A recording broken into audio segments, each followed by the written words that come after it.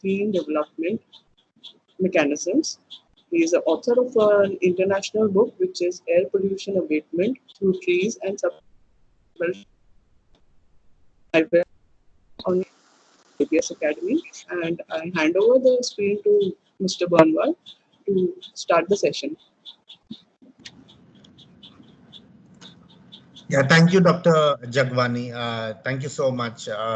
Can you hear me clearly? Yes, yes, yes. Yeah, right here. Yes, so I am sharing my screen. Please let me know when you see the presentation and then we can quickly begin. Yeah, so please switch on your camera as well. Can you see the presentation? I've also switched on my camera. Yeah, the screen is very clear, sir, but I cannot see you. Just a moment. Can you see me now? Maybe. No, not yet. I think let's begin in the meantime. Yeah. Good morning. Sorry.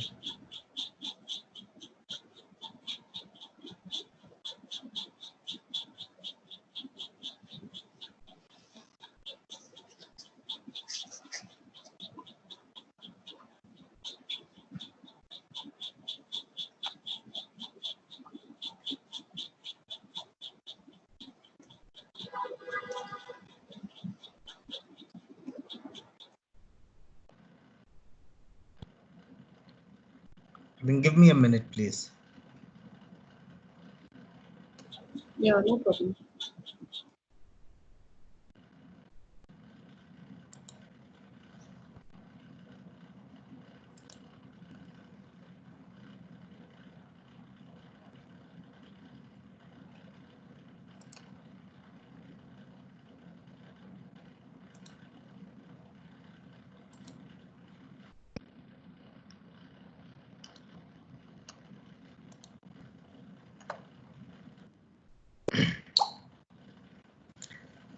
Yeah, Dr. Jagwani, can we begin? Can you see the screen? I can see the screen, sir. Have you switched on your camera? I have. I'll try it again.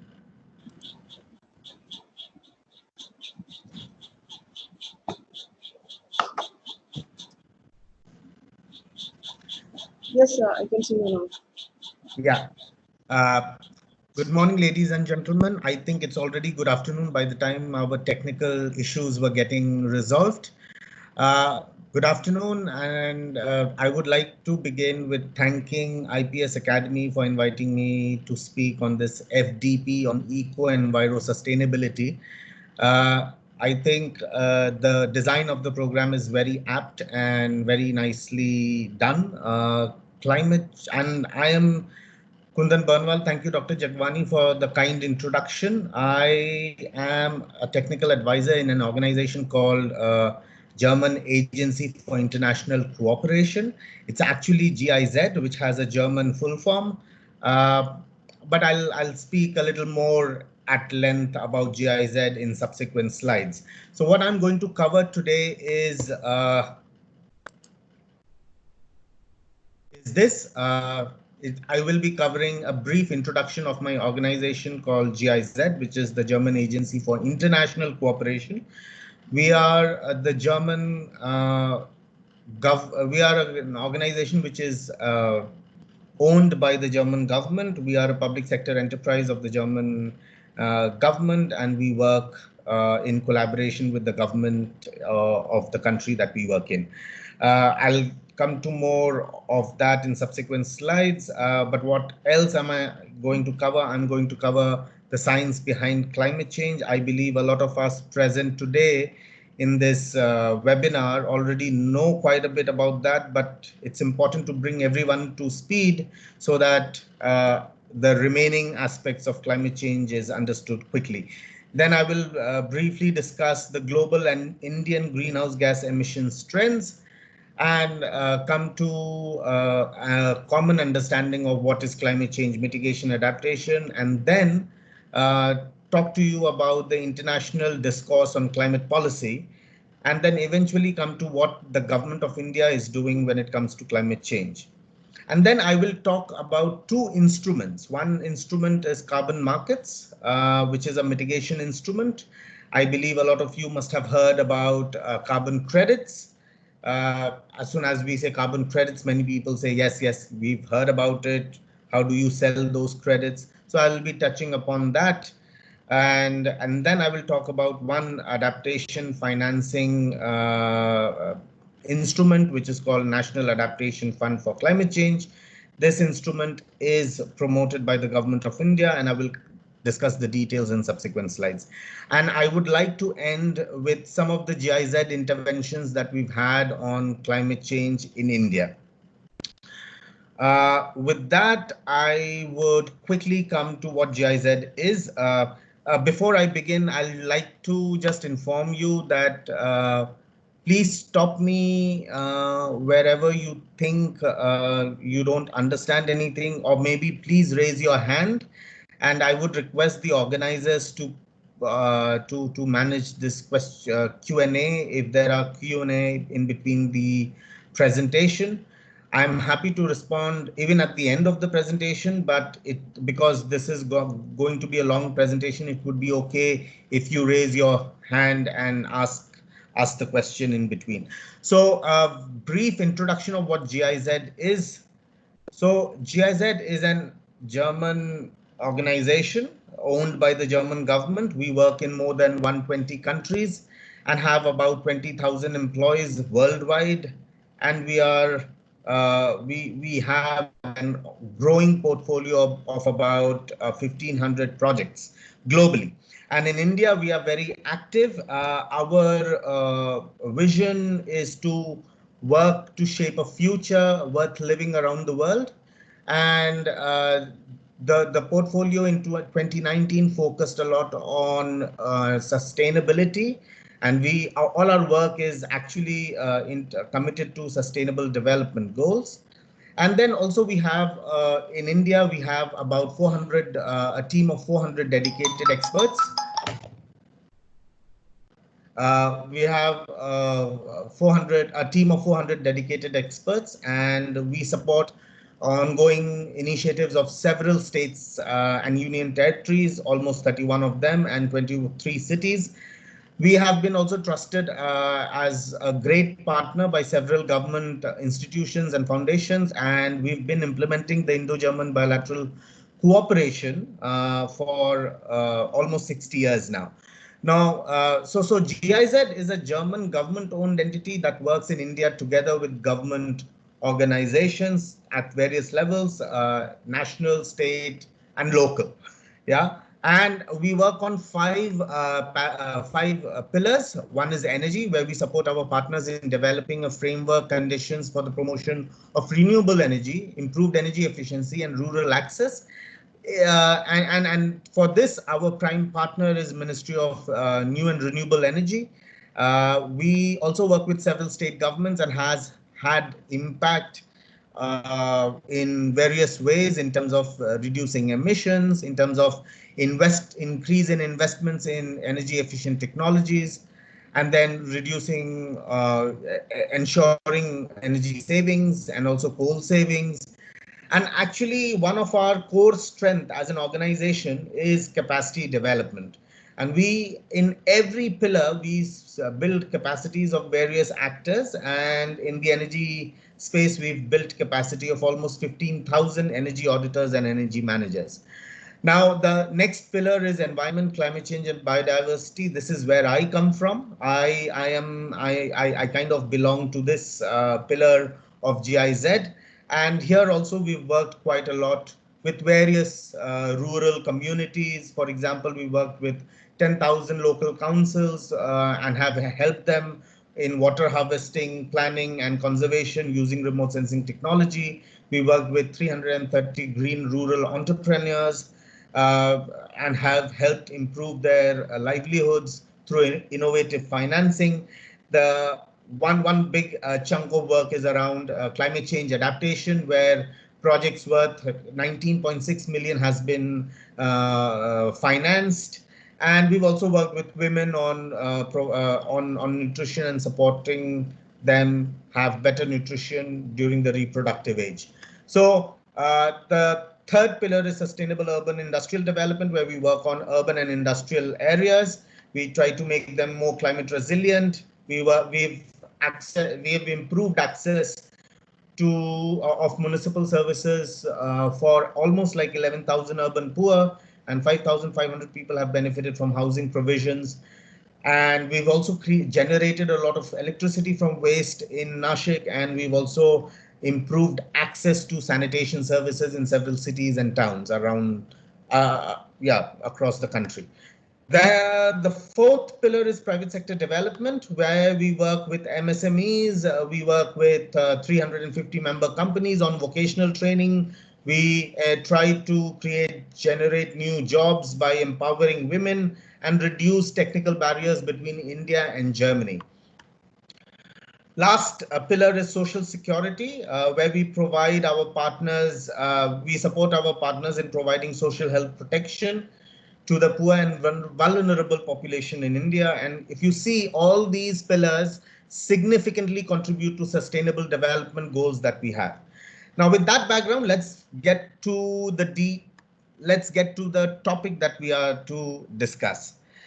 I believe a lot of us present in this August gathering, knows about the science behind climate change, but it is important to reiterate. It is important to say it again that all the recent phenomena in terms of disasters that you have read or heard on various media, for example, on print media, on television, on visual media, on social media, all of this is happening very frequently. For example, the bushfires in Australia, the forest fires in Brazil. And then we keep hearing about various other aspects, like, 2019 was considered to be a year which had longest summer and the coldest winter in India. And so these things have started happening more frequently recently. And of course, these disasters used to happen earlier as well, but the frequency of these disasters wasn't as uh, yeah as high as it is now. So this all of this has been correlated by various scientists across the world to global warming, and climate change is clearly a danger that all of us needs to be aware of and needs to work together to address this issue. So what is the science behind it? So I'll just quickly get you to the slide. We've all heard about greenhouse gas effect, but I'll very quickly mention that it is the process of warming that happens when certain gases in the atmosphere traps heat. Now, these gas molecules let the light in, but the heat is trapped just like the glass walls of the greenhouse. And that is where, the name, the greenhouse gas effect comes from. Now, these greenhouse gases allow the shortwave uh, ultraviolet radiations to come in and warm the earth. And when the earth warms, long wave infrared radiations are reflected back into the atmosphere, and this gets trapped, and which results in maintaining the ambient temperature of the earth. Now, this is a natural phenomena, and this phenomena was happening is happening because of which we are able to maintain this temperature around the earth. What has happened is that this phenomena has been disturbed as a result of human actions, and these human actions has led to emitting a lot of greenhouse gases which gets released into the atmosphere, and it destabilizes the concentration of these greenhouse gases into the atmosphere, which results in trapping of more heat and eventually increasing the ambient air temperature around the globe. This is the science behind global warming. And when I say global warming, why should a country like India be bothered about climate change?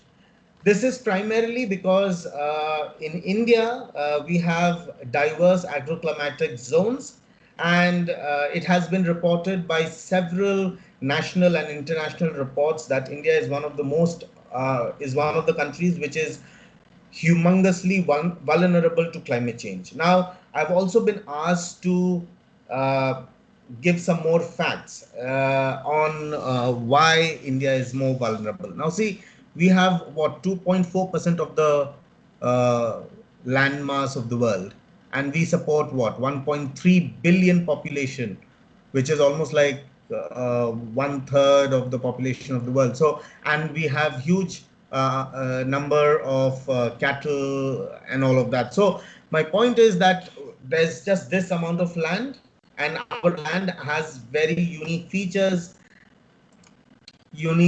because it has very diverse agroclimatic zones, and each of these agroclimatic zones can be impacted by climate change. When we see on the map on the right hand side of the slide, we see all the areas which have been marked red are highly vulnerable to climate change.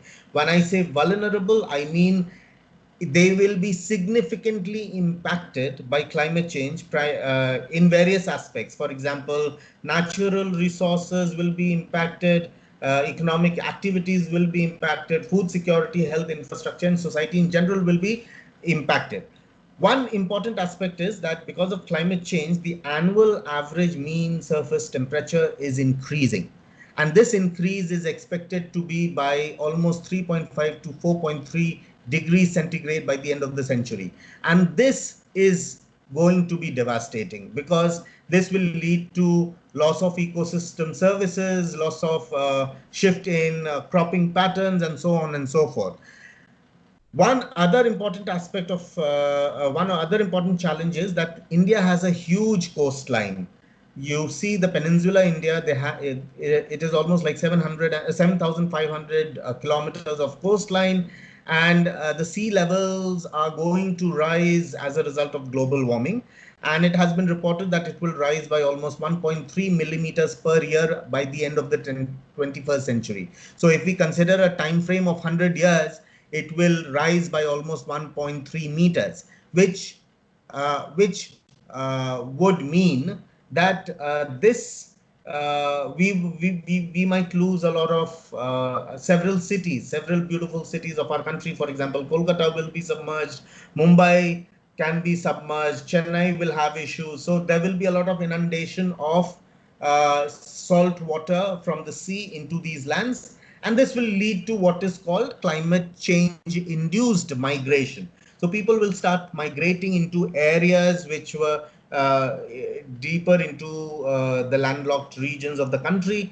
This will again lead to other social issues and problems. So climate change is going to impact our lives significantly in India, and that is the reason why India has been actively participating in the discourse on climate change. Yeah. So, with that background, I would like to now come to global and Indian emissions trend. It is important to understand the emissions trend primarily because, just a moment, the slides went out.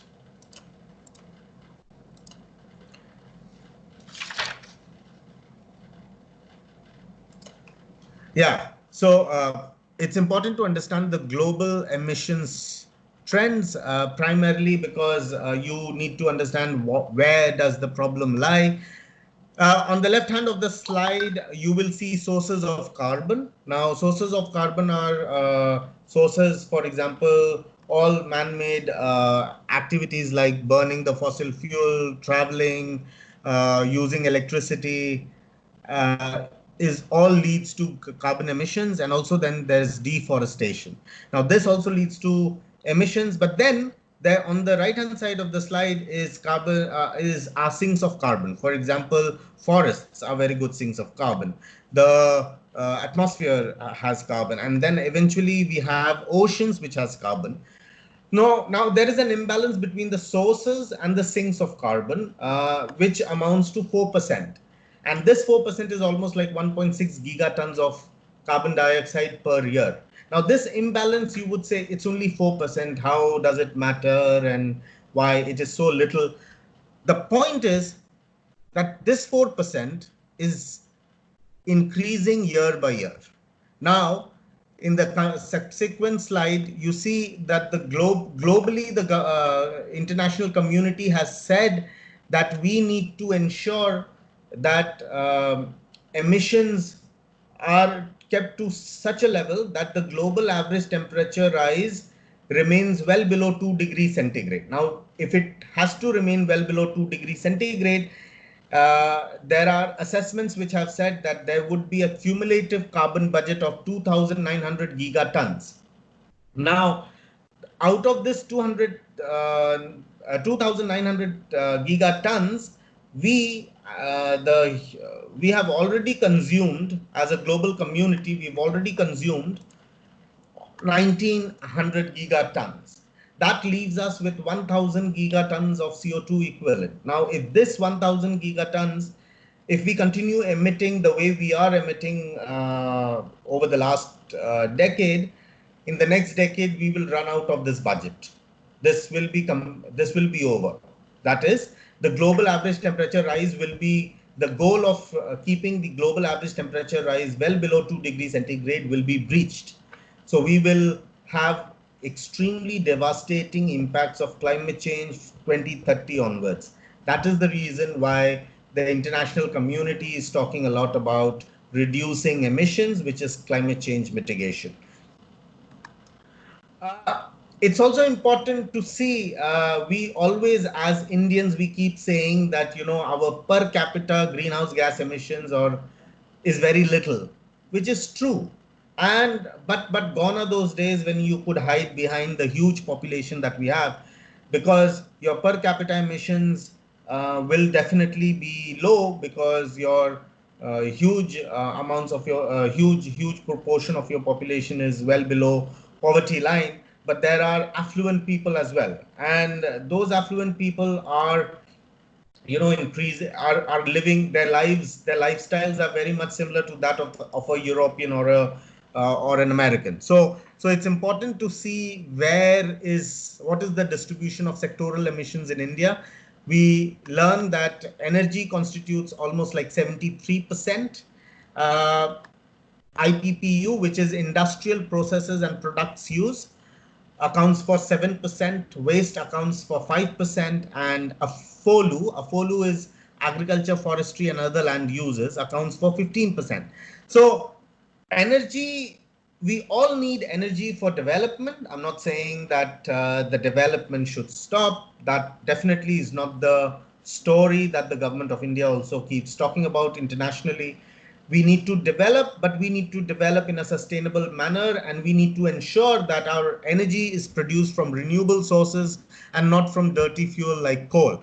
Now, having said that, many people start saying that what has the developed world done? So the developed world is also trying its level best, but climate change has become a lot of international, includes a lot of geopolitics as well, to which I will come a little later. Now, having given the background on the science behind climate change, the fact that what are global and Indian emissions trend, it is important for us as a community to understand what is adaptation and mitigation. Now, adaptation, so let's begin with mitigation. Climate change mitigation is reducing GHG emissions, and GHG emissions, there are various GHGs. Everything is calculated in terms of carbon dioxide equivalent. When we reduce greenhouse gas emissions or increase sequestration in sinks, then it is called mitigation. Whereas adaptation is a response to climate change. So if climate change is happening, what kind of responses are there that needs to be brought in to address impacts of climate change? Now, there are various impacts. Some of these impacts I've already referred to. For example, global warming, biodiversity loss, increase in extreme weather conditions, and increase in intensity or the frequency of natural disasters. Now, it's also important to understand climate change mitigation and adaptation from an example. Now, see, the example of adaptation, is, for example, developing drought-tolerant crops. As a result of climate change impact, with rising global temperatures, there are increasing droughts in various regions of the country or of the world. Now, if we develop drought-tolerant crops, that is a response to impact of climate change, because we will be able to grow crops even in drought conditions. Similarly, increasing water use efficiency. So if we increase water use efficiency, for example, drip irrigation is considered to be an adaptation measure. So if we increase water use efficiency, we increase our adjustment in response to climate change impacts. Similarly, building flood defenses. With increasing natural disasters as well as extreme weather events, floods are increasing, and if we build flood defenses, uh, that is a response to climate change. Whereas mitigation is a little uh, easier to explain and also a little easier to achieve because these are concrete activities and can be done in over short periods of time. Adaptation is a long drawn process. In mitigation, for example, afforestation activities, when plantations are raised, they lead to what is called carbon sequestration, and that leads to climate change mitigation. Similarly, clean energy, as I said, instead of using coal, if we use renewable energy like wind and solar, that might lead to climate change mitigation because you are replacing dirty fuel with cleaner energy. Similarly, energy efficiency, if we increase energy efficiency in our processes, this will lead to reduced energy consumption, and which will lead to mitigation. So these are some of the examples. I am happy to take questions if there are any at this point in time. Please let me know, because I'll be moving to another aspect of the presentation. Uh, you can raise you can raise your hand and ask a question if there is. Uh, So I have a question. uh, yes, Dr. Jagwani. So how can we raise crops in drought conditions? Come again, ma'am. So you mentioned that we can raise crops in drought conditions also. Yes. How will it be possible? Yes. So what I'm saying is, I did not say that we can raise crops in drought conditions. What we are saying is that there needs to be research and development which is happening around the world on developing drought tolerant crops. So there is a lot of research that has gone into, uh, for example, ICAR is also working on developing some varieties which can be drought tolerant. So if drought tolerant varieties can be developed, then they can be you know uh, planted, and agriculture can be practiced with those drought tolerant varieties in areas which are drought prone. So we have to develop those drought resistant varieties. That will be an adaptation measure, because droughts will be happening, and if droughts are happening, why isn't that the scientific community or researchers start developing drought tolerant varieties that can then uh, withstand drought conditions? Is any of the participants having any doubts?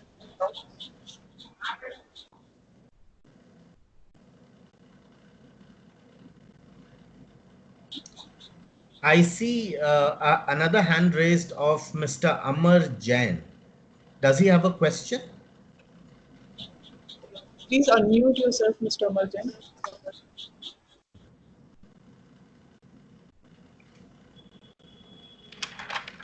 And that or else there is another question. I think there's another hand raised by Mr. Ankan Biswas.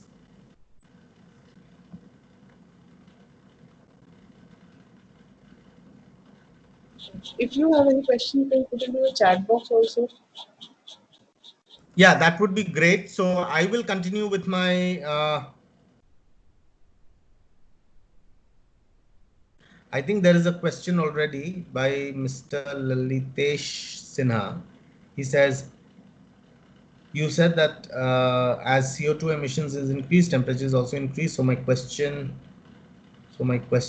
is increased in infrastructure. I can't read it. Increase in infrastructure development and industrial development. How do we control CO2 emissions? It is increased in infrastructure development and industrial development. How we control carbon So pollution. right.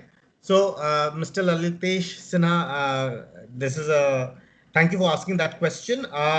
Exactly. So, CO2 emissions will increase, and that will lead to increase in temperature. So, what the global how we can ensure that the development goes on and CO2 is also reduced simultaneously is that we use first renewable sources of energy. We use materials and products which do not lead to emissions of carbon dioxide, and also if there are many companies or entities globally who have now said that they want to become carbon neutral. I always say that carbon neutrality is a good concept, but cannot be achieved by just reducing consumption of fossil fuels uh, or by or by increasing efficiency of the processes. You also will have to offset, and I will come to that in subsequent slides where I will tell you that in order to offset some of these emissions, you will have to invest in clean green projects, which many companies are doing. So I hope I have answered your question. We can discuss this further in subsequent slides. There is another question. Can you please mention the recently organized convention regarding climate change? Oh, yes. Uh, uh, I will be coming to that in subsequent slides. However, Soumya, thank you so much for asking that question. The recently organized climate change COP was last year in November, December in November, December.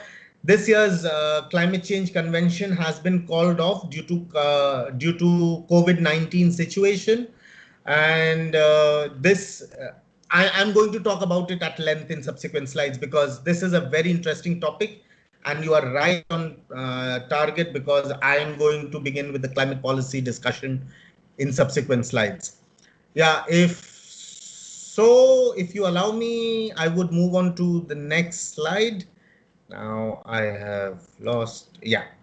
So, okay, so I would now come to, I would now like to give you a brief introduction to climate policy. See, climate change has so many facets, has so many different uh, angles to it that today, whatever we do, we can link it to climate change. So there is a huge body of climate policy that is lying around, and it will be, I can take a 2 hour session just on climate policy, but to do justice to the time that we have, I will be brief and I will explain a few things which one of the participants, Soumya Kiran, asked, and also some other aspects that are related to climate policy. So, next slide. So this is a very heavy slide. Uh, Before you start reading, please listen to what I am going to say. in 1987, there was a commission on environment and sustainable development, which was called the Brundtland Commission. And this commission came up with a report called Our Common Future.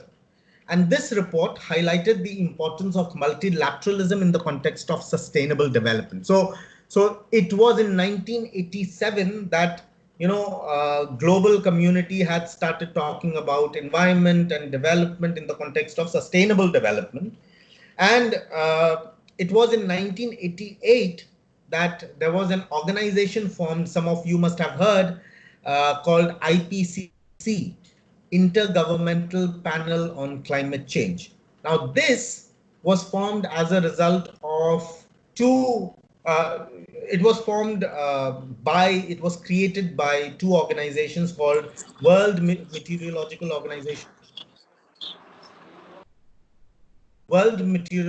Organization and United Nations Environment Program. Now, the objective of IPCC was to provide scientific evidence and assessments at regular intervals to all levels of the government on climate change. And it would also provide information on its risks, impacts, and options of how one can mitigate and adapt to climate change. So IPCC came into existence in 1988, and then it was interesting in 1992, there was an international environment treaty which was opened up for signing called the United Nations Framework Convention on Climate Change, which is in abbreviation called UNFCCC. Now, this was when the global community started talking about climate change specifically. And they said, we open up this environmental treaty to be signed. And in 1994, this environment treaty came into force. And this treaty had the objective to stabilize the concentration of greenhouse gases in the atmosphere to a level which avoids dangerous anthropogenic interference with the climate system. Now, this was the objective in 1994, and the objective continues to be so. So you can imagine it has taken such a long time, and will take even more, because all our actions lead to climate change, all our actions lead to emissions, and we need to find ways and means of how do we address emissions in such a fashion that it does not lead to devastating impacts. Now, having said that, UNFCCC, United Nations Framework Convention on Climate Change, also what they did was they divided the world into two parts, the developed world and the developing world. मुझे थोड़ा सा बोला गया है कि थोड़ा हिंदी का भी प्रयोग किया जाए. So I will also like to mix Hindi, if you don't mind, in my discourse. तो उन्होंने क्या किया, UNFCCC ने कहा कि हम पूरी दुनिया को डेवलप्ड वर्ल्ड और डेवलपिंग वर्ल्ड में डिवाइड कर देते हैं. और फिर उन्होंने ज्यादातर जिम्मेदारी डाली डेवलप्ड वर्ल्ड की तरफ. So what happened was the developed world started taking emission reduction targets. So जो emission reduction targets थे वो the developed world जब लेने लगे, तब in 1997 the international community met again at a place called Kyoto in Japan, and there an agreement came into existence. And these are all those conventions which our colleague Soumya Kiran asked about, So these are conventions. COP is the conference of parties that happens every year. So Kyoto, Japan, there one conference happened, and it was there that a protocol came into existence called the Kyoto Protocol. And here a lot of the developed world, most of the developed world took emission reduction legal binding targets. So for example, Germany ने target लिया कि 9% emission reduction करेंगे until 2020 from 1990 levels. So 2012 from 1990 levels. So इस तरह से Germany ने लिया, England ने लिया, France ने लिया, all the developed world started taking targets. And इसी प्रोटोकॉल के तहत उन्होंने 3 मार्केट बेस्ड मैकेनिज्म्स बनाया। उन्होंने कहा कि हमें तो एमिशन रिड्यूस करना है, हम ऐसा क्यों नहीं करें कि let us develop projects in developing countries, provide them money and support, build their capacity and sustainable development होगा उधर, और हमारे एमिशन रिडक्शंस वहां ऑफसेट किए जाएंगे। Now that was ridiculed quite a bit by international community. A lot of people started saying कि वो देश emissions कर रहा है और हमें यहाँ रोक रहा है, या हमें यहाँ पे green projects कर रहा है, वो खुद क्यों नहीं कर लेते। So, but it was a win-win situation for all of us because money was coming into the country where many people were not. This was additional money which was coming in, and as a result of which there came into existence market mechanisms. One of the market mechanisms is called clean development mechanism. आप सभी ने सुना होगा carbon credit क्या होता है, और उस कार्बन क्रेडिट प्रोजेक्ट्स को क्लीन डेवलपमेंट मैकेनिज्म प्रोजेक्ट कहते थे तब, और this started in 2005 and then उसके बाद ये मार्केट थोड़ा क्रैश कर गया इन 2012 एंड प्राइसेस जो थे वो बहुत खराब मिलने लगे, so because of which this led to this led to distrust in the carbon market space. Now it was interesting in 2007 जब developed world was supporting the developing world in developing these clean development mechanisms, 2007 में क्या हुआ, उन्होंने कहा कि भाई हम सिर्फ विकसित देश ही क्यों टारगेट ले, जो विकासशील देश है, the developing world, they should also do something in response to climate change. तब क्या हुआ, तो उस समय there was a discussion which said that there was a new concept that came into existence called NAMAs, that's Nationally Appropriate Mitigation Action. उसमें क्या हुआ कि ये वॉलंटरी मिटिगेशन एक्शन है जो विकासशील देश ले सकता था, और इसके लिए उसे सपोर्ट मिलता डेवलप्ड कंट्री से in terms of finance, technology and capacity development. So ये हुआ 2007 में। 2009 में क्या हुआ, countries like India started taking targets. India ने 2009-10 में टारगेट लिया कि हम अपना एमिशन रिडक्शंस इंटेंसिटी रिड्यूस करेंगे from 2005 levels by 20 to 25%. So it was voluntary target. Eventually क्या होने लगा, there was discussion, there was a shift in the climate policy landscape from targets to pledges. Pledge हो गया कि मैं pledge करता हूं कि मैं इतना reduce करूंगा, so उस तरह के pledges की बात होने लगी। 2013-14 में इस तरह की pledges की काफी बात हुई, और फिर उसके बाद 2015 में I'm sure many of you would have heard about it, there is what is called Paris Agreement. So the international community again met at Paris in 2015, और इस पे बहुत चर्चा हुई थी, सोशल मीडिया पे, न्यूज़पेपर में, टेलीविजन पे न्यूज़ आर्टिकल्स भी बहुत छपे थे। तो पेरिस अग्रीमेंट साइन हुआ था because this Paris agreement will decide the fate of the climate change action post 2020।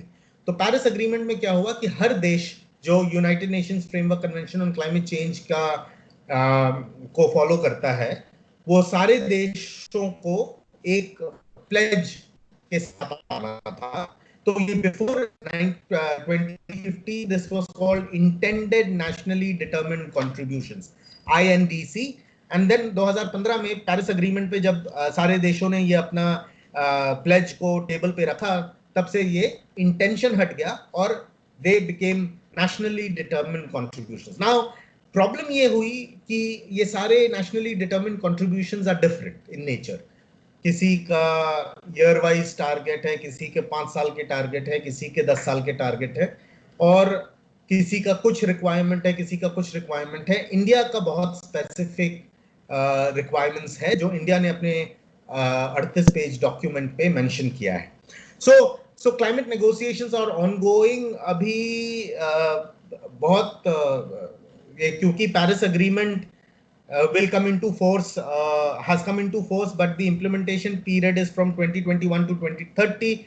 So early next year it will begin, but the point is this year because of COVID-19 situation, COP this year has been called off और इस साल वो convention नहीं होगा, वो conference नहीं होगी जो होने वाली थी नवंबर दिसंबर में, और फिर उसके बाद इस वजह से कुछ देश बायलैटरली एक दूसरे से बात करके कुछ निष्कर्ष निकालने का कोशिश कर रहे हैं.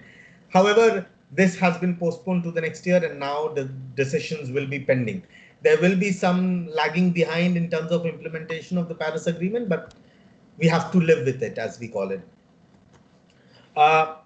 Now I move on to the next slide where I'm going to talk about Kyoto Protocol. Kyoto Protocol में मैंने अभी बताया कि उस समय देशों ने, विकसित देशों ने कुछ टारगेट्स लिए थे to reduce emissions, और Kyoto protocol 7 green house gases को कवर करता है: carbon dioxide, methane, sulphur hexafluoride, nitrous oxide, nitrogen trifluoride, HFCs and PFCs.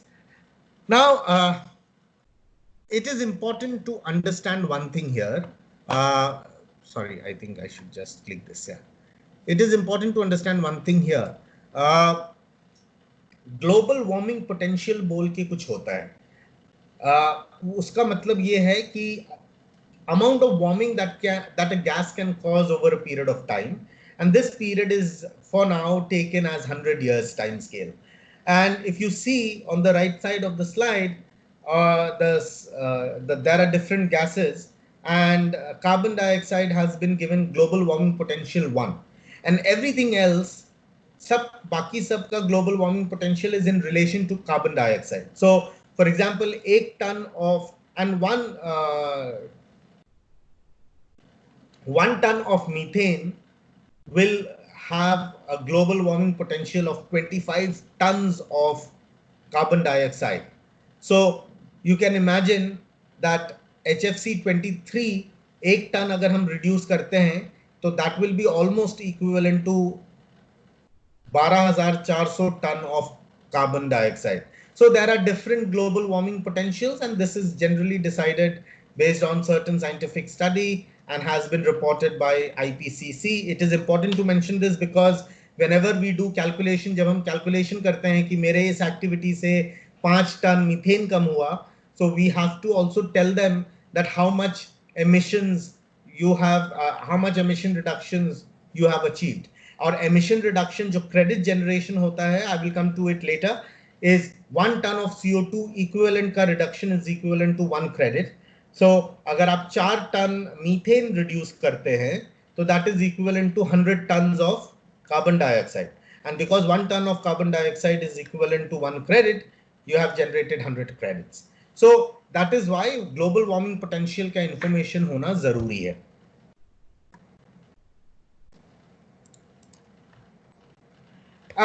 Now, having given you the global landscape on climate change, of course, that was not complete क्योंकि इससे ज़्यादा information is a lot of information bombardment, बहुत overdose हो जाता है information का for 2 hours.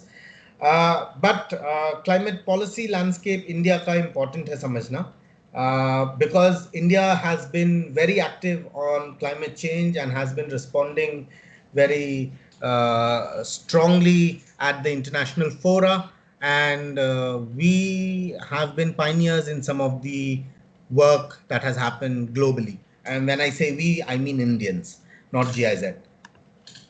So the Indian climate policy landscape has evolved over a period of time. And looking at from in the last 15 years, 2005 से 2020 का अगर हम देखें तो policy landscape evolved किया है from agenda setting to program formulation, and now all the focus is on implementation because बहुत program बन गए, बहुत policies बन गए, agenda set हो गया, अब implement किया जाएगा, करना है. So what happened was the first big incident on climate policy landscape in India was when India for the first time responded to United Nations Framework Convention on Climate Change with a report called National Communication. And that report included all the information in terms of emissions from the different sectors, what are the policies and programs that the government of India is implementing which can address climate change, and so on and so forth. And then in 2007, it was very interesting to see that the Prime Minister had constituted what is called Prime Minister's Council on Climate Change, which was chaired by the Prime Minister himself. And this council on climate change, the discussions around it led to what is called the National Action Plan on Climate Change. Now, this was very interesting because no other country in the world at that point in time had a national action plan. And considering the size of India, it was amazing how the government of India was taking uh, steps in developing a national action plan on climate change. This national action plan on climate change had 8 missions. These missions were on solar energy, on energy efficiency, on forestry, agriculture, water, knowledge management, sustaining the Himalayan ecosystem. So there were 8 missions. Each of these missions had various targets and objectives, and these missions were developed with an object, with keeping in mind the developmental priorities of the country. And then in 2009-10, it was very interesting to see that the National Action Plan on Climate Change had paved way for development of what is called state action plans on climate change. Now, IPS academies in Madhya Pradesh, and Madhya Pradesh was one of the first states to come up with the state action plan on climate change. All of these documents are available at the ministry's website. And now, so the first round of state action plans on climate change came up in 2009-10, and these state action plans were uh, defining what is happening in various sectors along aligning it with the national action plan on climate change. For example, in forestry में क्या हो रहा है, energy sector में क्या हो रहा है, industry में क्या हो रहा है, and so on and so forth, and how are they addressing climate change. One important turnaround process in 2009-10 was that the government of India came up with a voluntary target, जो मैंने अभी mention किया था in the climate policy वाले slide में, that India ने 2009-10 में at Cancun and Copenhagen came up with an emissions intensity reduction target, which was a voluntary target. कोई इंडिया पे दबाव नहीं था, but India ने as a goodwill ambassador of climate change, they started saying that, okay, we will also take a voluntary emission reduction target.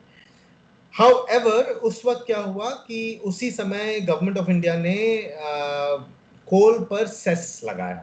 The cess on coal was 50 rupees per ton, which is now 400 rupees per ton. Now, coal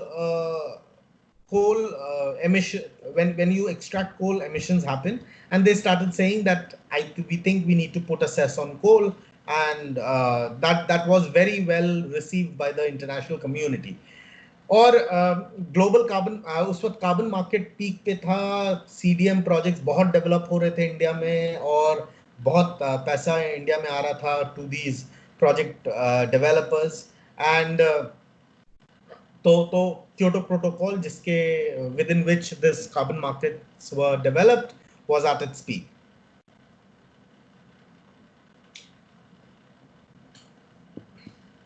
I will race to 2015, and in 2015, as I said, there is a Paris Agreement which has come into existence, and in that agreement, the government of India has come up with what is called nationally determined contributions, which has been submitted to United Nations Framework Convention on Climate Change.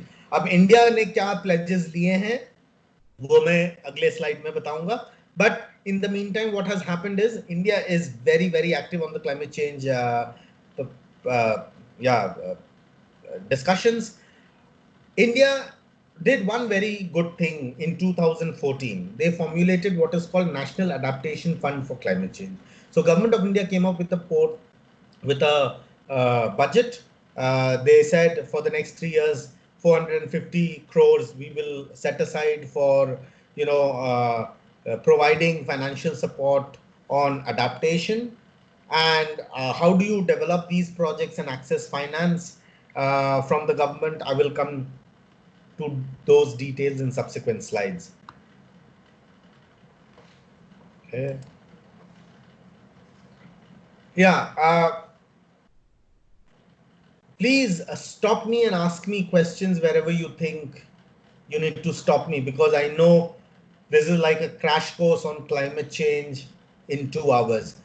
And I think the topic is so vast and so diverse that I don't understand what should I leave and what I shouldn't. So it's important for you to stop me wherever you think you did not understand anything. Please let me know that. Okay, so we saw in the previous slide, the Indian climate policy landscape. Now, in 2008, when the National Action Plan on Climate Change had come into existence, all the actions,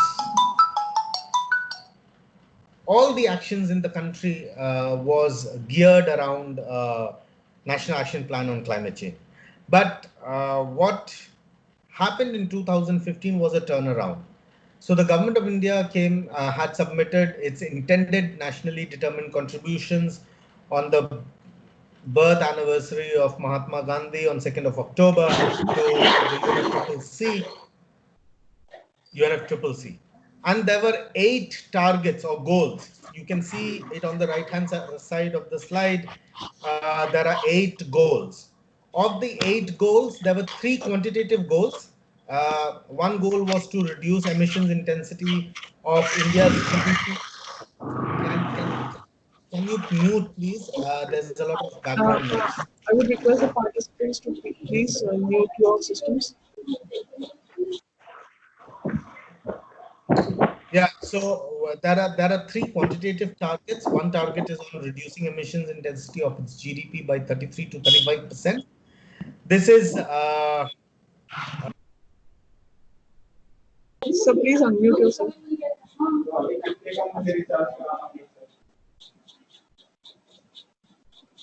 hello. Yeah, I can hear you now. Yeah. So so there are 3 quantifiable targets. One is on reducing emissions intensity of its GDP by 33 to 35%. One is generation of 40% of the cumulative power from non-fossil fuel based energy sources. And then the third one is creating additional carbon sink of 2.5 to 3 billion tons through additional forest and tree cover. Now, the first 2 targets are achievable primarily because we are well on track, and keeping a track, we've already met 21% of the 33% target. We've already met 35% of the 40% target, but the forestry target is a huge target, and it has been reiterated by several other institutions. Also, one institution based out of Bhopal, the IIFM, which is an Institute of Forest Management, they've also said that this is a huge target and needs to be worked upon by the government of India in various ways. Now, the implementation period of this project, of this NDC, is from 2020 to 2030. Now, a lot of decisions regarding NDCs were pending at the convention, which was to be held this year in 2020, but has now been postponed due to COVID-19 situation. Now, the NDCs in India are based on actually National Action Plan on Climate Change, which is called NAPCC, and also the state action plans on climate change, and also a lot of private sector action. So the other important aspect of the NDC is that the government of India has already mentioned that we would require almost like 2.5 trillion US dollars to meet the objectives of the NDC until 2030. Now, where is that money going to come from is not informed. So the thing is that the private sector has a lot of role to play. The private sector can make a portion of those finances available and help complement the public sector funding and achieve these targets together with.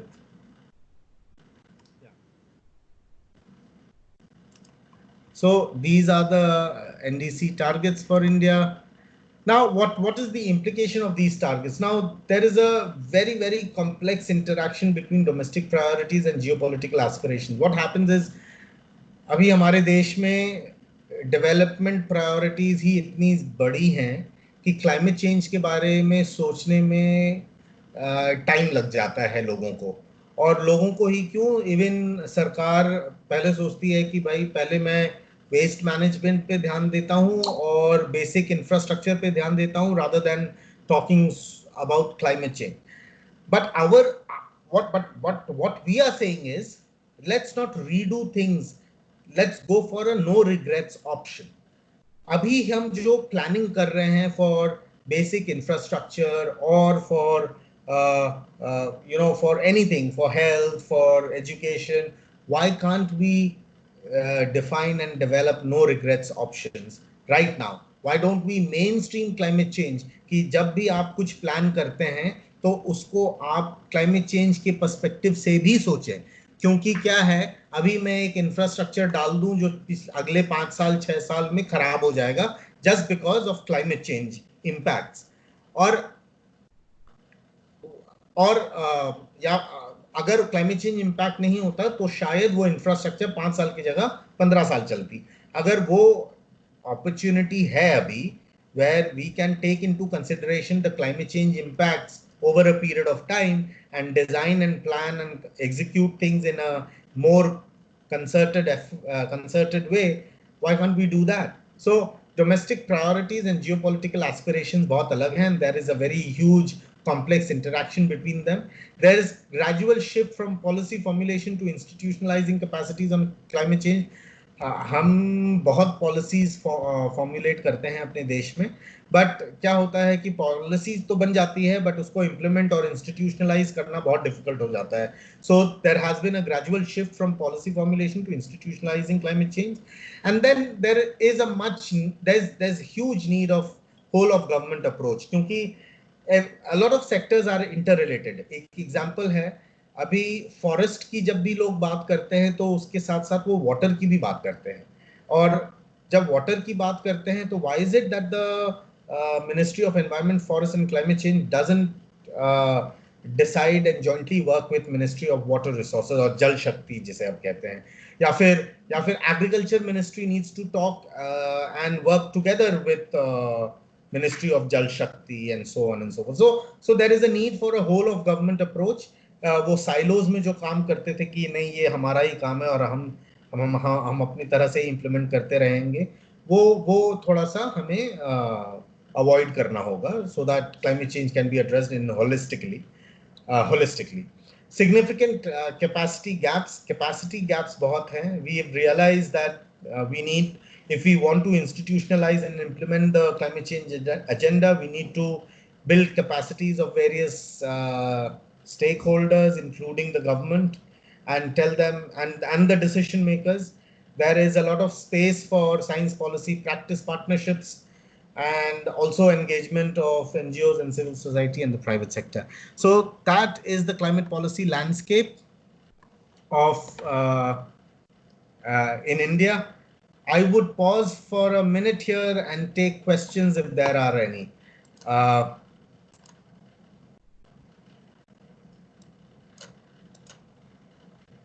Do we have questions? I see again somebody raising their hand. Participants have any questions, you can also type in the chat box.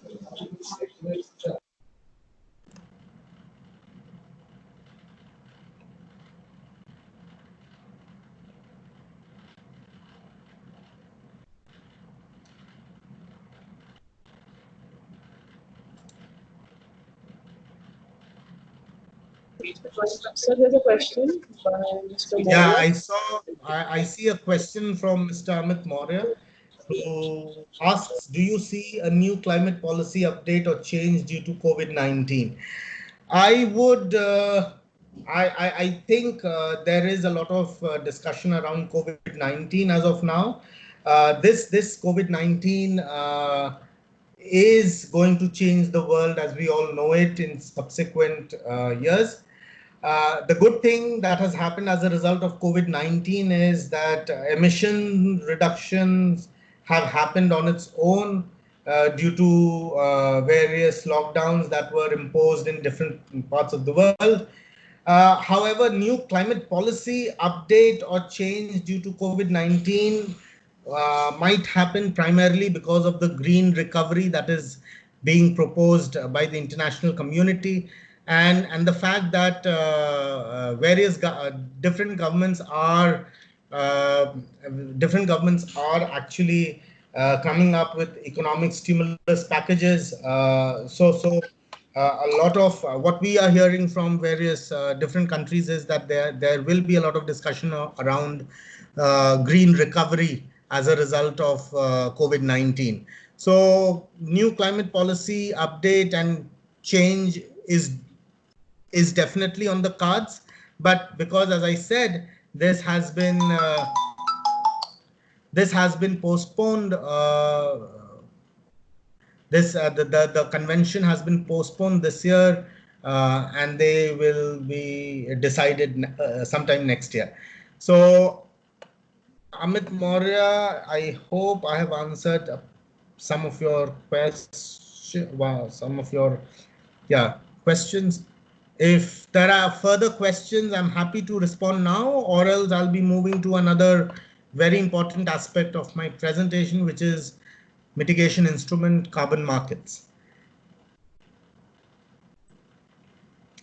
If there are no further questions, I would then move on to my presentation.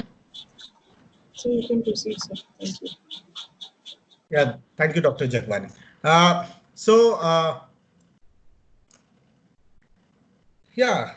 Carbon markets. I'm sure many of you have heard about carbon credits.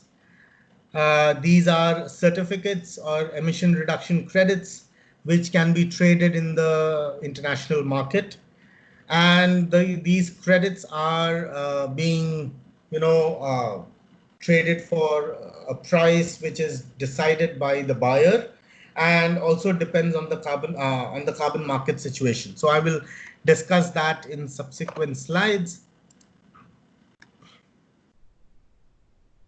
So I will very briefly as possible, I'll try to explain this. So there is, I was saying carbon offsets. Now, what is carbon offset? Offsetting process is a process where Germany, for instance, emits one ton of carbon dioxide. They can buy credits from projects or countries where 1 ton of carbon dioxide has been reduced. So one offset is equivalent to 1 ton of carbon dioxide that has been reduced. An offset is also not just reduction, but it can also be removal or avoidance of greenhouse gas emissions. For example ये है, जैसे मैंने instead of using coal, I used solar energy. Now then, what I did was I avoided emissions, which would have happened if I would have used coal. So that is one. Removal. Removal is, for example, I planted 1,000 trees. A lot of we've seen that a lot of these industries, they have green belts, they raise plantations. So they are removing emissions from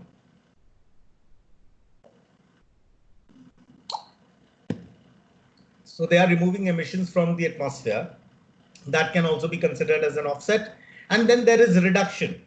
Reduction as in एक particular industrial process है जिसमें emissions हो रहा था, but then you probably introduced as a small technology twist or technology switch which reduced emissions. So one offset or one credit, one offset is equivalent to 1 ton of CO2, 1 ton of carbon dioxide reduced. Now, जो E है, if you see 1 ton of CO2, E means equivalent.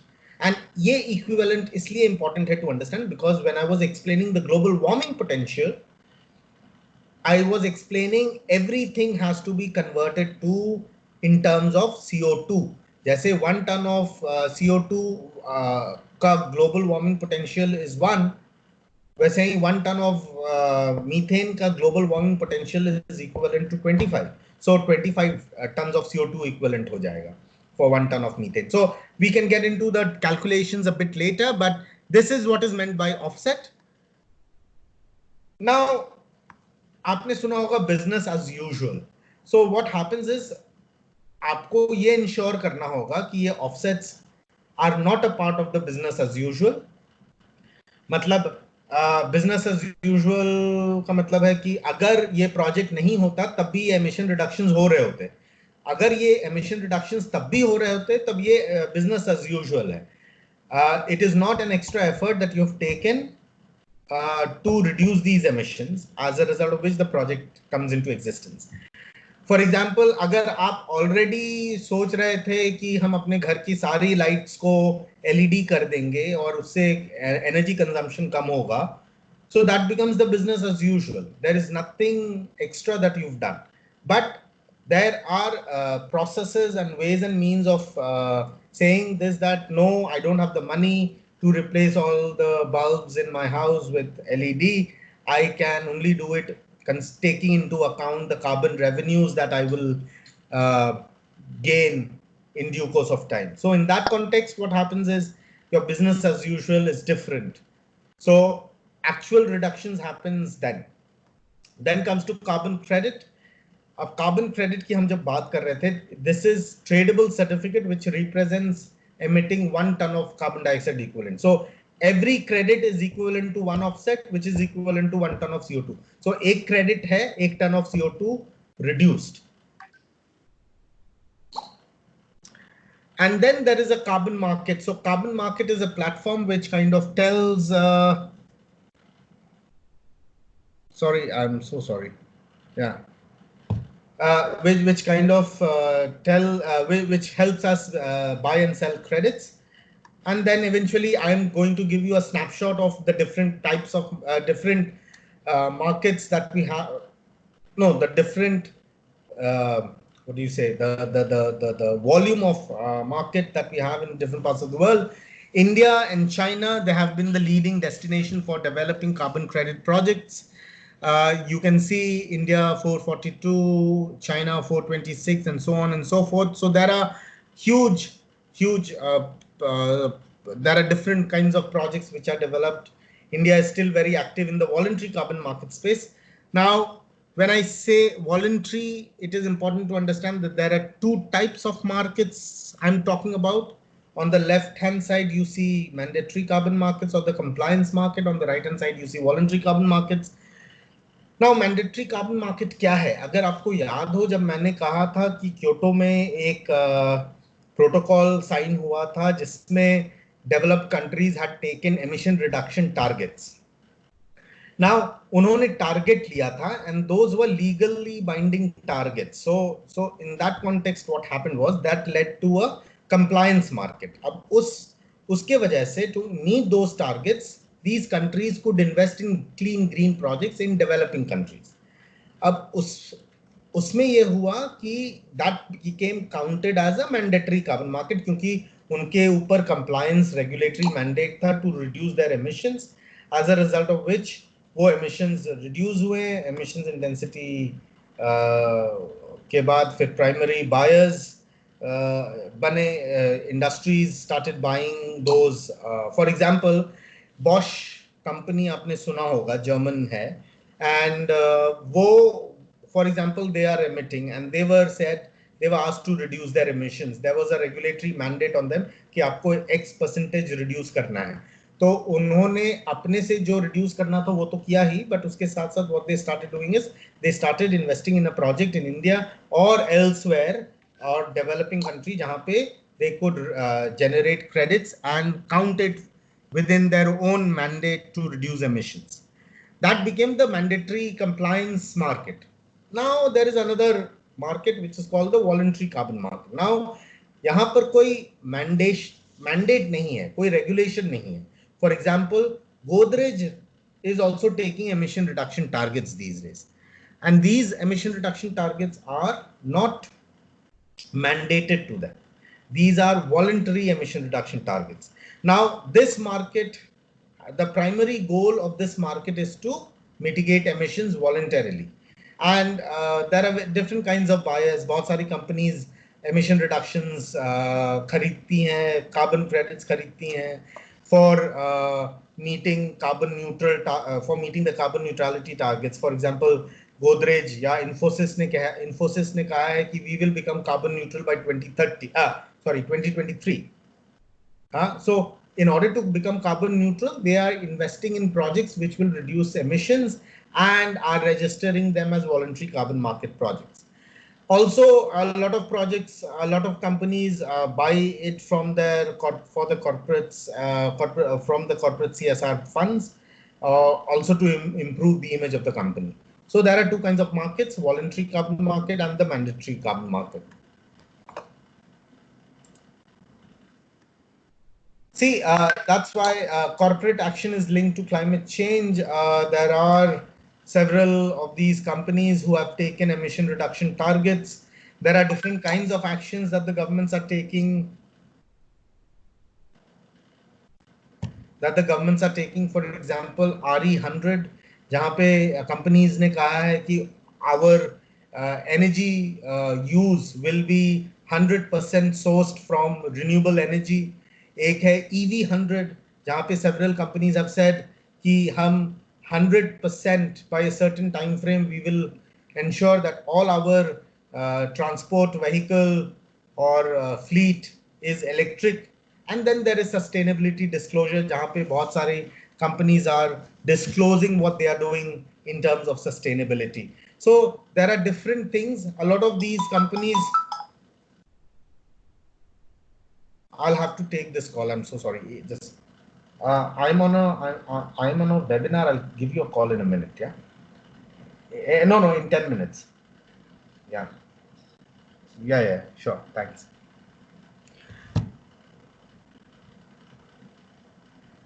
Yeah, so all these companies, a lot of these companies have emission reduction targets, and then in order to meet those targets, they have started investing in companies. For example, Infosys का एक example देता हूँ.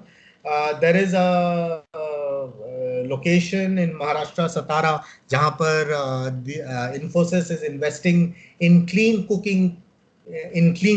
They are investing in cook stoves in that region, and all the emission reductions which will be achieved as a result of that project will be counted by Infosys towards meeting their carbon neutral target. So such examples are there where people are buying credits from voluntary carbon markets.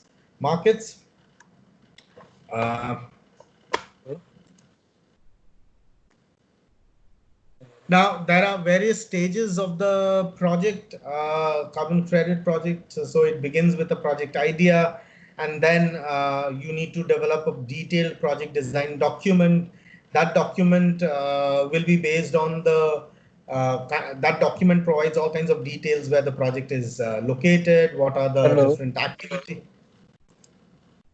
Hello.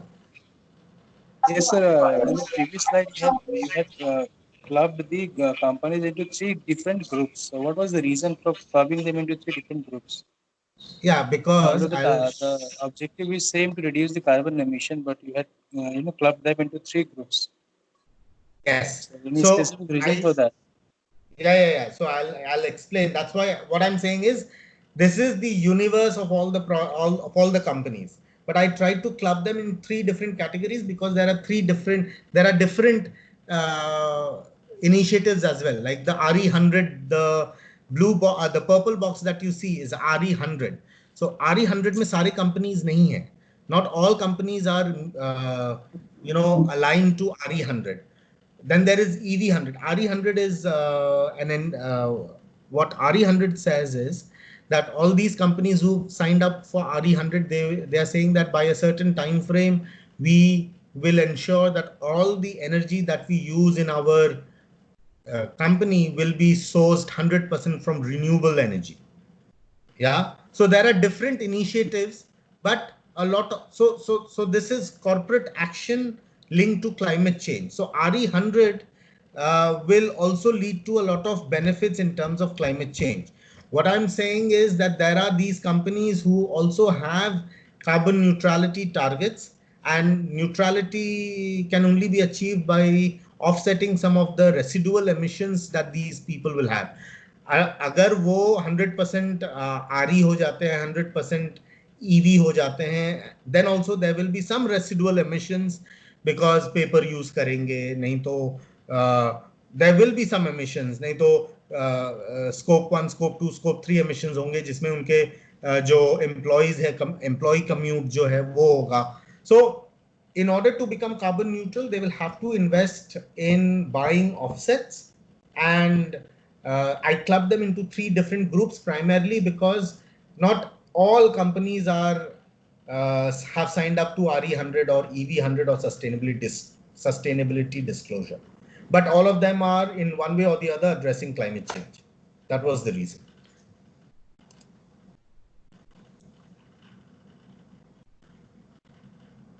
Okay, thank you. Thank you. Yeah. Is there any other question, or should I just move ahead? Okay, I'll move forward then. So there are different stages of the carbon credit project. I could do a 2-hour session on just this slide, primarily because this also is very interesting and very long. So there it begins with a project idea and then leads to developing a detailed project design document. And this detailed project design document provides all kinds of information related to the project in terms of location, the activities, the monitoring and evaluation plan, the emission reduction calculations, the assumptions, and so on and so forth. All kinds of information is available in this document.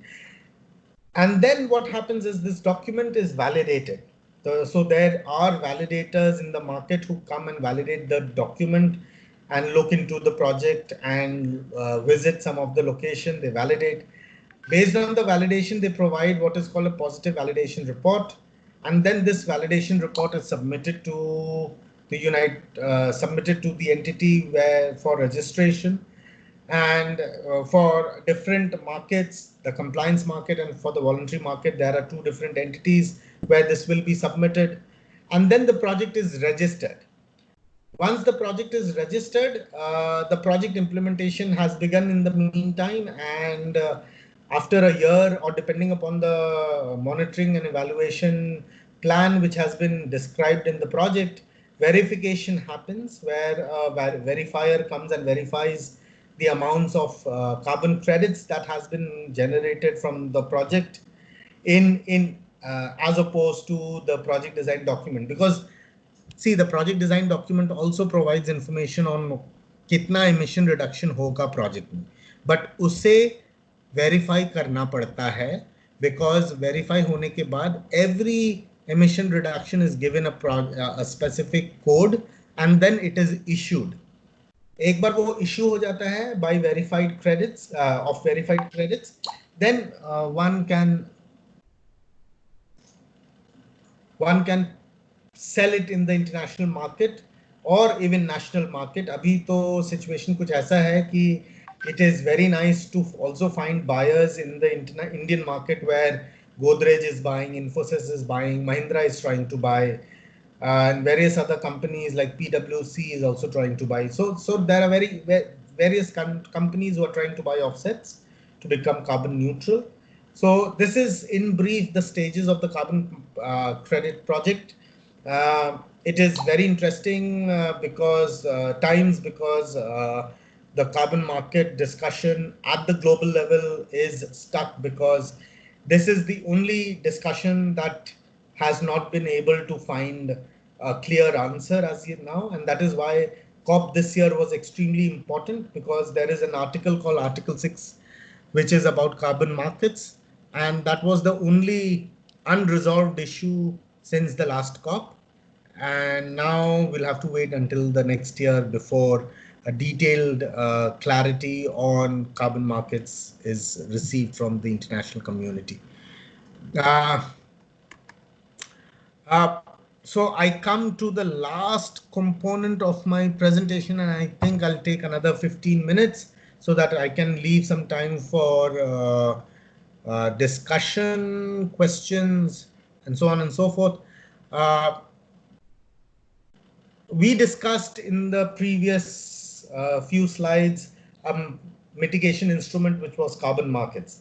Now let's look at one of the adaptation instrument which various departments and state governments are applying to and accessing finance. So the government of India in 2014 had set up what is called National Adaptation Fund for Climate Change, and they had earmarked about 450 crores for 3 years, and this the budget provision for 2015-16 and 16-17 was 350, and they had also estimated that there will be an estimated requirement of 185 crores for 17-18. However, what we've realized is that they have continued even now in developing National Adaptation Fund for Climate Change projects. So what happens here is uh,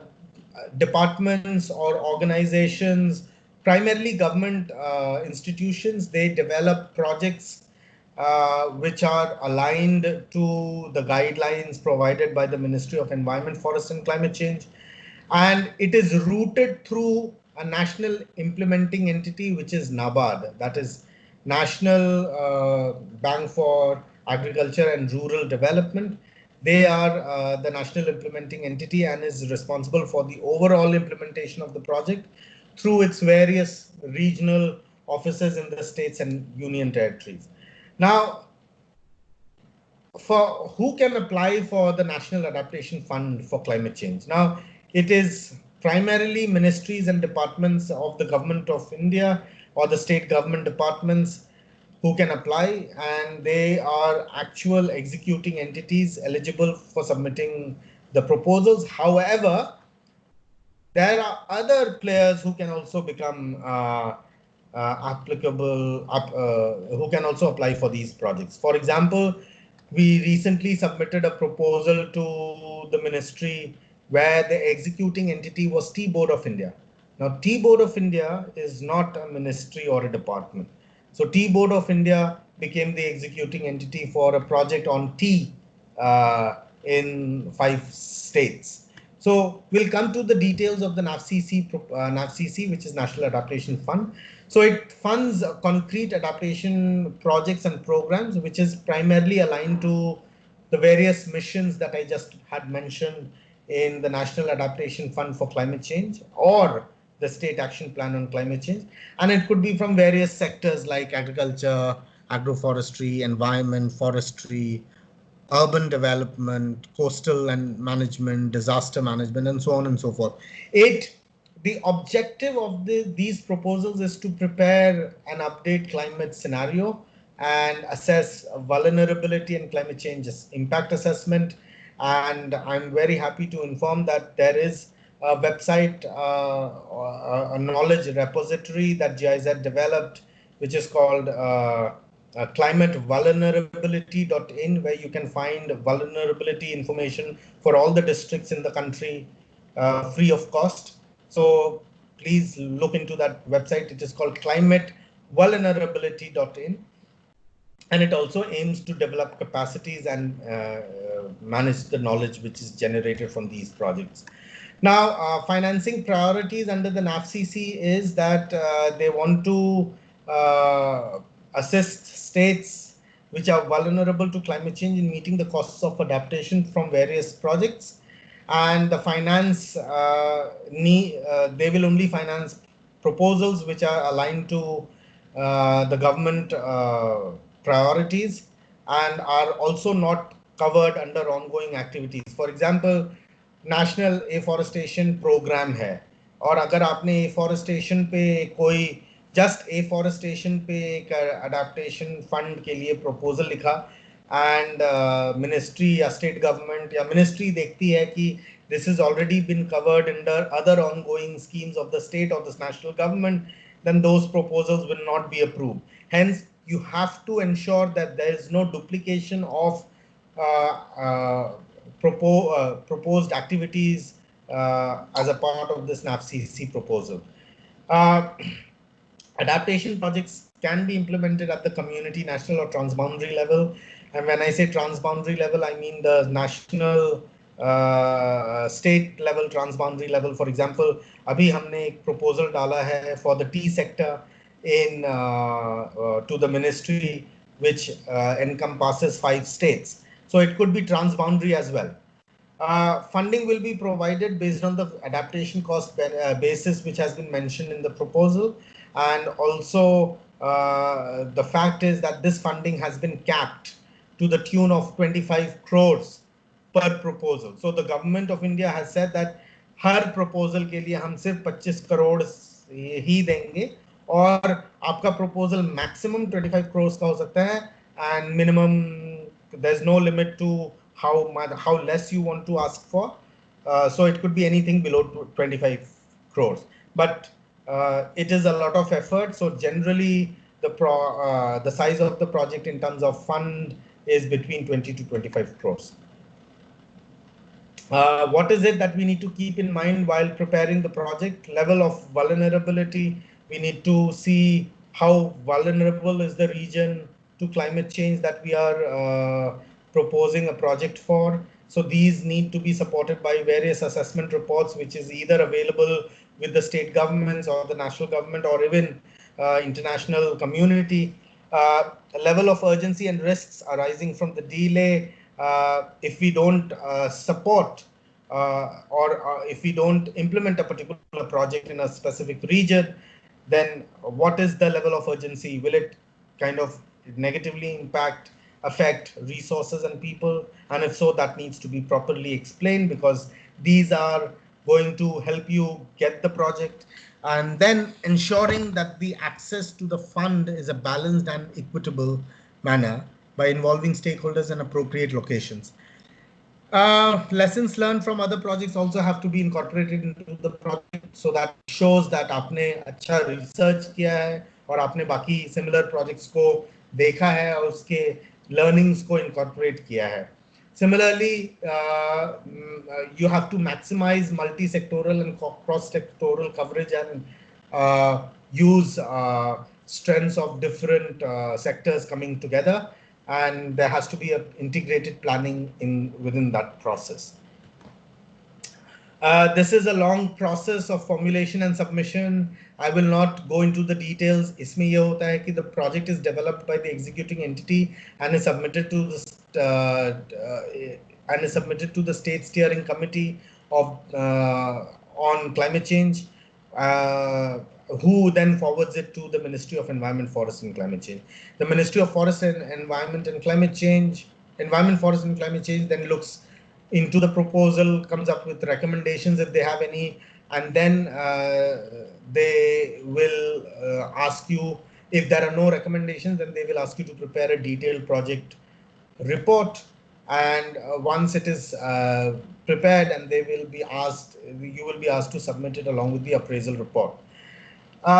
This is a process which takes about 2 to 3 months, and this is then approved.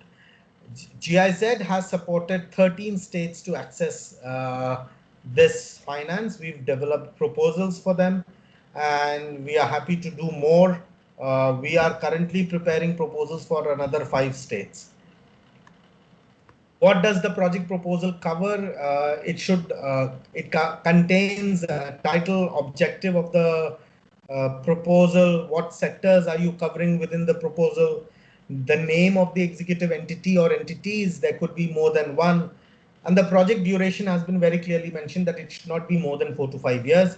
And the beneficiaries, they are very keen, the ministry is very keen on ensuring that the beneficiaries of the project should include women, and the amount of funding requested needs to be provided, and it has been capped at 25 crores.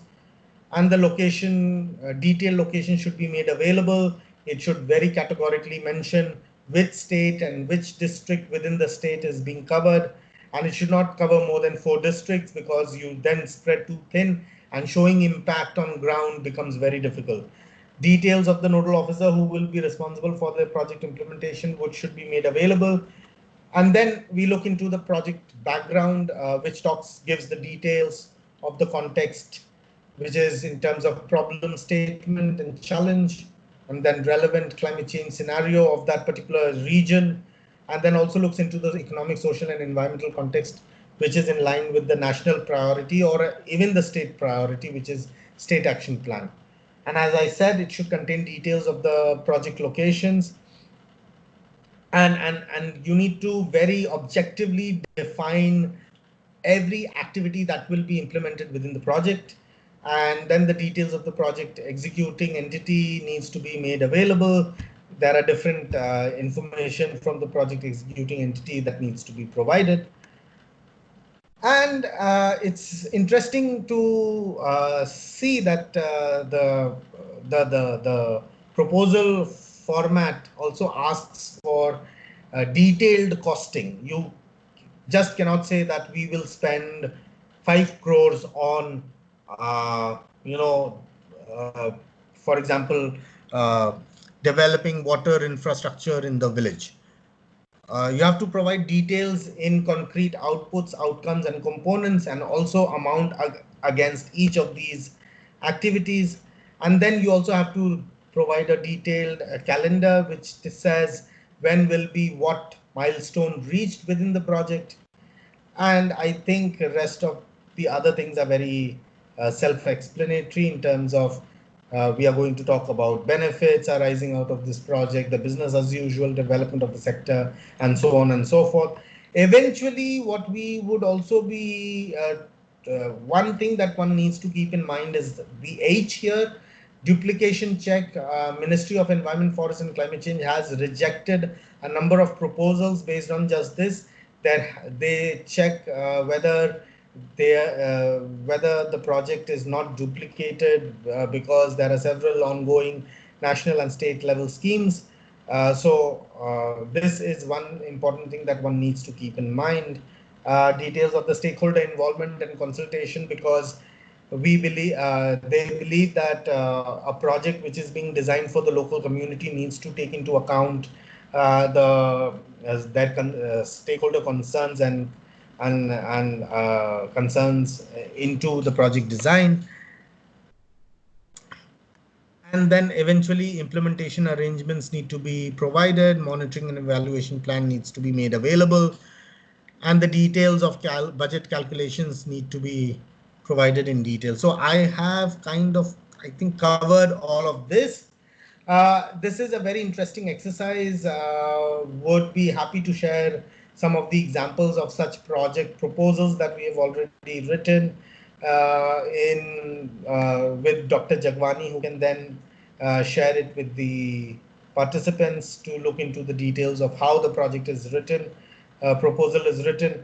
Uh, uh, Without further ado, I will quickly cover what GIZ has been doing in the climate change space.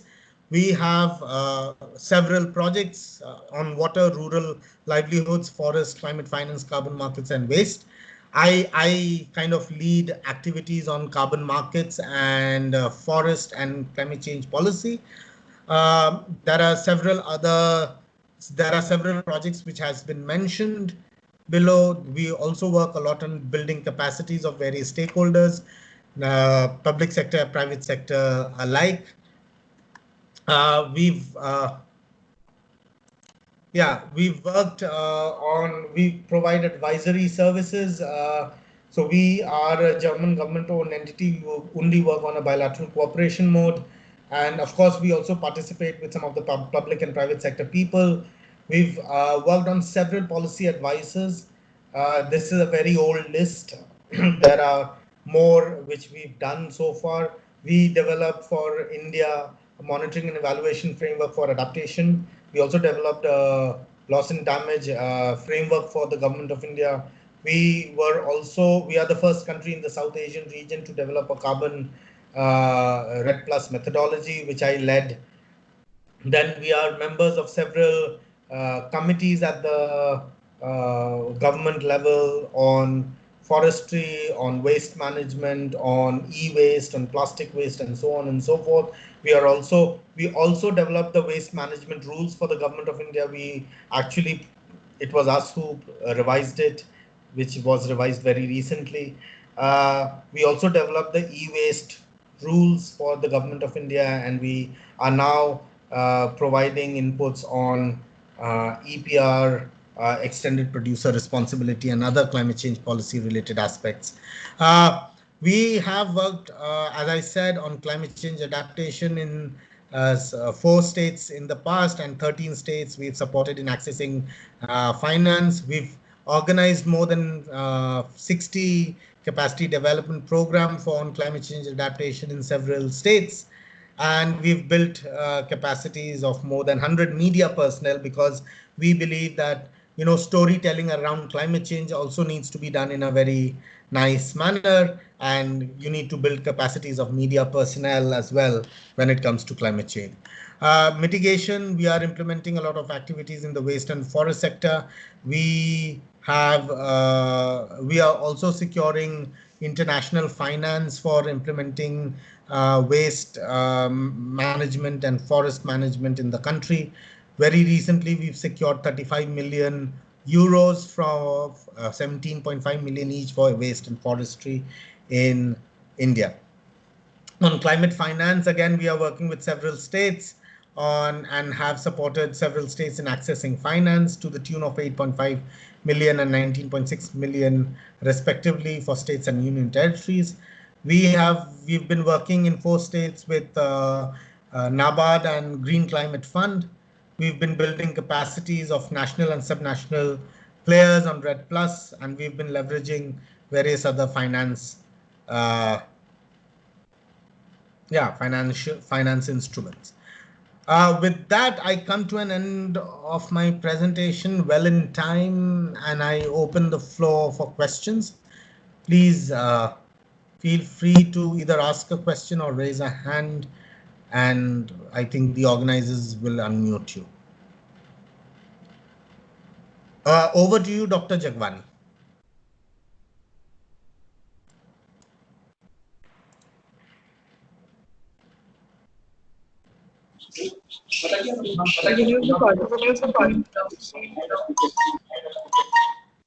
Hello. Hello. Hello. Yeah, please go ahead. Yeah, yes, sir. Thank you, sir, for such a wonderful presentation. Sir, I just my question revolves around, sir, the concept of coal mining and the idea of carbon trading. We have been looking into mutually contributing to carbon emission reduction, and the present government has been looking to auction the coal fields officially. And on one hand, we're talking about reducing the importance of fossil fuels, talking about renewable energy. And 2 days back, there was a report from, I think, Down to Earth that the existing coal fields are underutilized. And on the other hand, government is looking for opening up new coal fields, and they are trying to auction up new coal fields. And on the third aspect is NDC, nationally determined contribution. So, like, if you have to, talk about all these aspects, what do you like feel about it? Are we moving in the right direction, or there is some kind of, you know, confusion, or something being laid back? See, thank you so much for that question. It's a very, very valid question. Uh, my response to this is that developmental priorities and climate change politics are two different things. Coal is still relatively cheaper fuel that a country like India needs to be dependent on. And see, I'll talk from the perspective of a developed country first, because that will give you a perspective.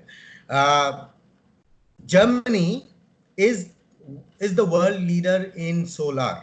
Still, 70% of its 60% of its electricity is produced from coal. So coal still remains the cheapest fuel for some decades to come. And if we have the coal reserves here in the country, we might as well need to use it. The point is, how clean would be your process through which you use coal. Now, there is an ultra super critical coal technology, which is way more efficient than what we were some years back. So I would refrain from saying this, that the government should shut down all coal power plants. They will eventually gradually become stranded assets over a period of time because of solar and other renewable energy will become more competitive. We already see the prices of solar electricity has the parity of solar electricity with electricity produced from coal. So I would still say that the government is should think twice before auctioning these mines, as you rightly mentioned. But it is also important to see that we have these resources, and these are cheaper resources in comparison. We need to use it. So how sustainably do we use it will be the bigger question. No, sir, I hope. the other part of yes, sir. Yeah, please. So the other part of the question is like I talk about the report. They say that existing coal mines and coal fields are underutilized. So why don't we develop some advanced technique to exploit or like sustainably use those coal fields rather than opening up new coal fields. I don't. I'm just citing the report from down to earth. Yeah. CSC blows the Yes, trumpet sir. all the time. But you're right, and I think they are doing the right job. Instead of opening up new fields for auctioning, and you are kind of spoiling the, you know, open cast mines, and there is what one more open cast mines, and there are other kinds of mines which kind of degrade the land, removes the vegetation. So it just doesn't lead to emissions from the coal mines, but even other associated aspects to it. I completely agree that we should try to maximize the utilization of the existing coal mines that we have, rather than starting or auctioning of new mines and opening it up for different private sector players. Uh, I think we need to. I think there should be. If the government of India should think about that, and I don't know which forum can we raise that question to. Thank you, sir. Thank you, sir. It was a very Thank you. wonderful Thank you session. so much.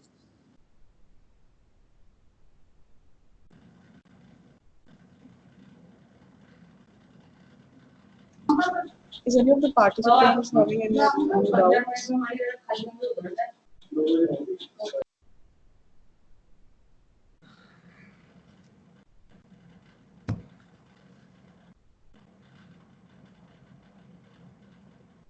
If Hello. Yes, Asmin, ma'am, please go Uh, yeah, good afternoon. Good afternoon, ma'am. Good afternoon, sir. Thank you so very much for the wonderful session, sir. It was really, really informative.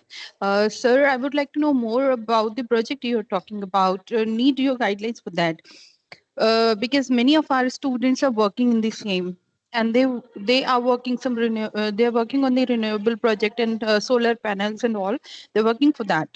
So if your lecture can be fruitful for them, like if we can give them more guidelines how to do all these kind of environmental project and how we can apply for things.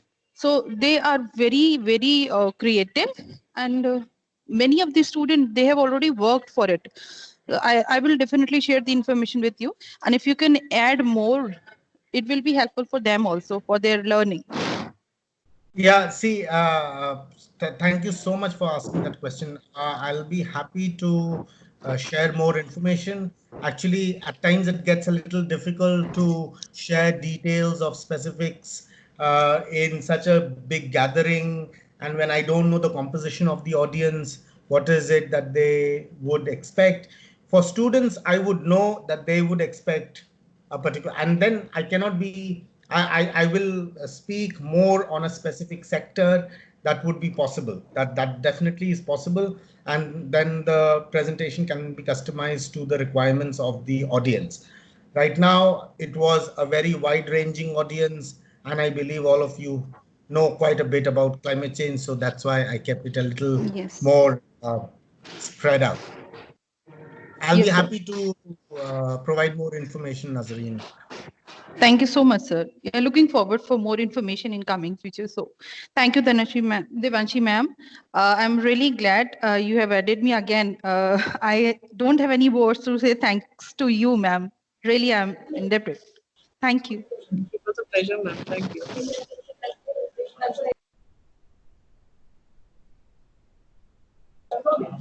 Is anybody else interested? It is amazing to see somebody shaving.